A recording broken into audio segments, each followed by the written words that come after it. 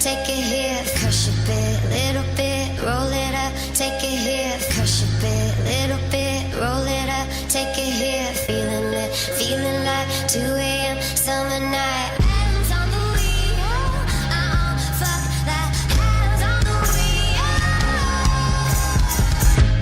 wheel. Me and Kendrick worked much closer on Backseat Freestyle than we did on any other video. So he was very hands-on with everything with Backseat Freestyle, and he wanted it to be just like the song. Nothing specific, just a freestyle and just fun.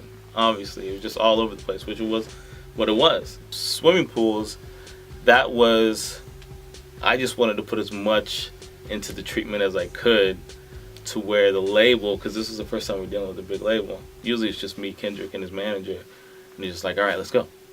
And this time, from having 2 people CC'd on an email to having 20 people CC'd on an email, I just put as much as I could into that treatment to where nobody could say no. Everybody has their own taste, but I like a little contrast to my pictures. You know what I'm saying? I like, as you said, with the darker stuff. Yeah. I like to have the dark shadows, like the blacks be black. You know what I mean? So I think that I only started doing that because when digital, I used to say I'm never ever gonna shoot on digital. Like when film started going on, I was like, I'm never shooting on digital. I'm only shooting on film.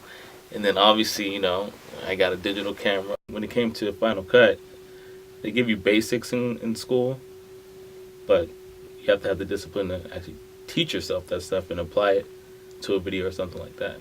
So you definitely have to take it to the next level outside of school. Manager emailed me and we just started working from there. Like I said, it hasn't been too many questions asked when it comes to shooting, especially with Q. Like, Q's one of my favorite people to work with. He's just like, where do you want me to be? What do you want me to do? And they all just are super professional. Mm. I don't know how they started out. I don't know where they got it from. But as artists, they all just want to make sure I get what I need. One of my first instructors said, if you get a job in the business, drop out of school. No teacher would say that to you. Mm-hmm. But then I ended up I was calling this production company. It was called HSI, which is a big production company, music videos, commercials. I was calling them for like a year straight. And then they finally called me. They were just like, hey, you want to come in tomorrow? I was just like, hell yeah. So I dropped out of school at that point. You just can't you can't focus on that. Weed and Brews, or With Hands on the Wheels, is what it was actually called, Weed and Brews. It's just a fun video. It's just part of the culture.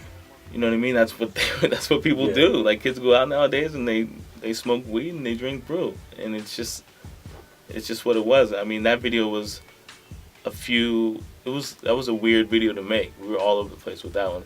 When I was young and I would come home from school and I would watch music videos all day, the names that I would see was Hype, Paul, X, and Francis Lawrence, like Dave Myers, the same guys. Mm-hmm. Woody Allen, to write like that, I write all the time. All I do is write treatments and movies and stuff like that. But to be able to crank out a movie once a year, and he does plays and all that stuff too, so I just admire the way he writes, the fact that he can write so much and so well. Freedom. Like, if you can wake up and do what you want to do every day and not really have anybody telling you what to do, that's pretty powerful. And be your own boss.